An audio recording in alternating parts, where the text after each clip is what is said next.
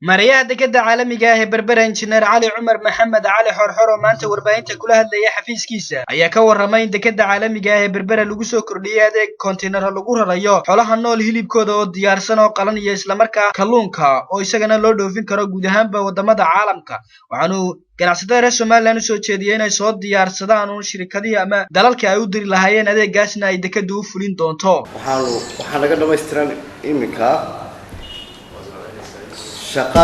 shaqadii reefer containerka ama containerada qaada raashinka lagu qaado raashinka waxa uga jeedaa kalluunka iyo hilibka iyo khudradda Maria dekeda Berbera ayaa sidoo kalena ka hadlay in heshiis kasta oo maalgelineed ay ka go'an tahay xukuumadda Somaliland iyo guud ahaanba dalka in heshiiskaasi faa'iido u yeesho isla markaana uu noqdo mid anfacaya bulshada reer Somaliland bulshada gobolka saaxil iyo kan dekeda Berbera waxaan xusay in wada hadaladani ay socdaan la qaadan doono oo hadii ay faa'iido u leeyihiin xukuumadda iyo dadka reer Somaliland كده انت تهينا اني كويناتو منافعات كيرنا الشعب يمكن استخدام مضبط مدحوله دولتي waxay wada kala soo kordhismo yaana wax la tooy anu gaay ugu maqanta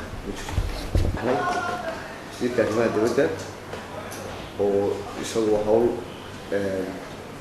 hawshade la xawr waha